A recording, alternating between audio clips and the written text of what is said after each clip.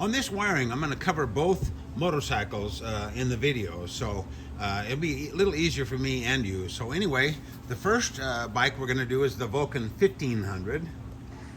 This is the rear fender. And what we want to do, we want to take these wires out. So what we do is we flip the fender over.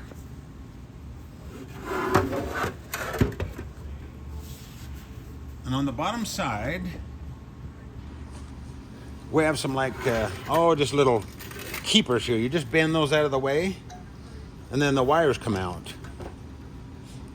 So bend those, take the wires out, and then cut them about there, about in between the two keepers there. Just so you have a fair amount of wire. And that one came out, and then this one I'll pull out this side.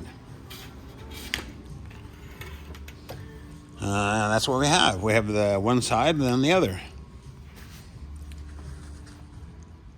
Now we're going to do the Vulcan 1600.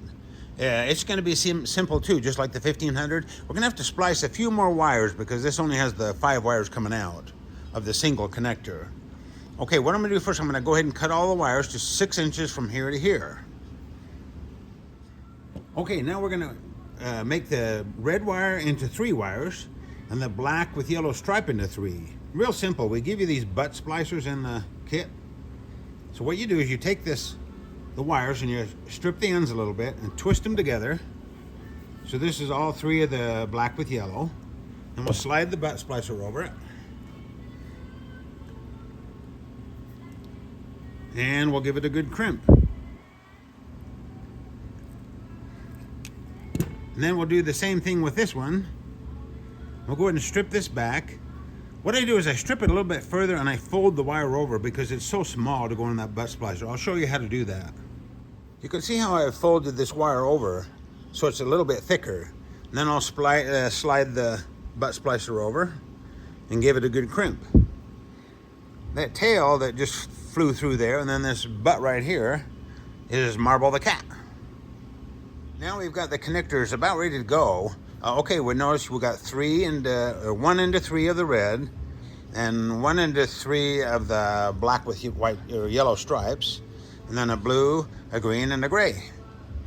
Okay, go ahead and heat shrink those. We use a real good heat shrink when we do this. It's kind of got an adhesive inside.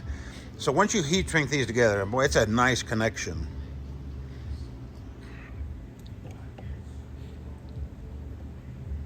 And there's our finished product. Okay, I've got all the female connectors crimped on the ends. Make sure you got real good crimps and give them a good tug. Make sure they're really on there nice because you don't want these to ever come off. And then everything should be about 6 inches long from the base to base. That's not exact, but just, pretty close. We don't want to have so much wire left over under the bike that it's a mess, and that should be plenty. I'll pop a picture of this and include it in the kit. Okay, let's go ahead and prep our signal lights for the rear. Now, if you'll notice, there's a left and a right, because they have the smooth tops. Pay attention to that when you mount them, because you want the smooth type up.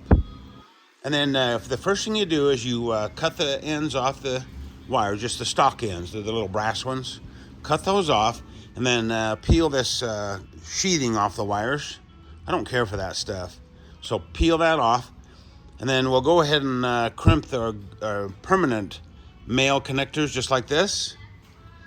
Make sure you get real good crimps. We include a piece of paper to show you where to crimp those. You strip about 3/8 of an inch of the plastic off the outside before you shove them into the connector. And then last thing you want to do probably is add your red lenses to the back. Now that's optional. I don't know if most states they require that or not. I know in the front they should be amber. In the back, I've heard that they need to be red if they're running and signals, which these will be. But that's optional. I'm not sure the cops are around that much to notice. And then one thing too, if you live in a country where you cannot run running lights, it just signals only, then leave the amber lenses on. One thing too, when you change out the lens, make sure you pay attention to that little rubber gasket. You want to make sure you put that back on. Don't want the water to get inside.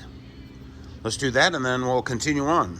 Oh, one more note. This is the same setup for both the Vulcan 1500 and 1600.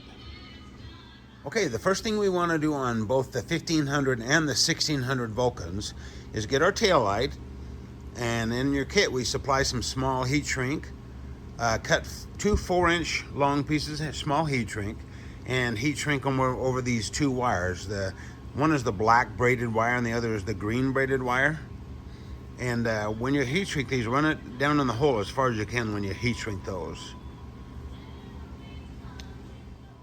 Next, on the tail light, we want to go ahead and splice the wires to the wires coming out of the tail light. In your kit, we supply you a red and a blue wire. So let's go ahead and do the blue to green and red to black. I'll include a picture with this also to remind you. That's really important. Blue to green, red to black. And then use the butt splicers that we supply. Give them a good crimp. Then slide a piece of heat shrink over. And heat shrink them so that they have a permanent joint there. This is both the 1500 and the 1600 Vulcans. That's a marble again in the background. In your kit, we supply you with a piece of rubber tubing. It's about 23 inches long. Okay, go ahead and spray some either Windex or liquid soap or something down into the tubing. That'll help slide this. We want to slide this tubing over the wires. And then what we would do first is we connect the yellow ground wire to the tail light just like this.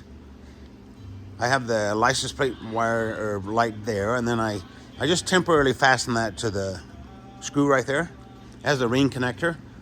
Then what we're going to do, we're going to go ahead and slide that rubber tubing over these wires. I kind of run my fingers down. I'm getting kind of straight first before I start. I'll be back. Okay, it's working nicely. I'm sliding this tubing over the wires. Then we get down to the heat shrink here, we'll just kind of pull the wires through. And that's kind of what we want it to look like right there.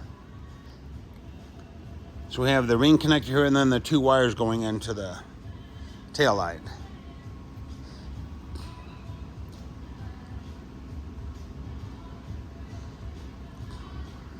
Okay, the next thing we want to do is cut the end of the wires off. Now that we're ready to put the connectors on, I'm going to go about 28 inches from about the center of those, where the wires come out of the light, to the end of the wires. So about 28 inches from here to the end. 28 inches. The last operation is to go ahead and put the male connectors on the end of the taillight wires and give them a real good crimp.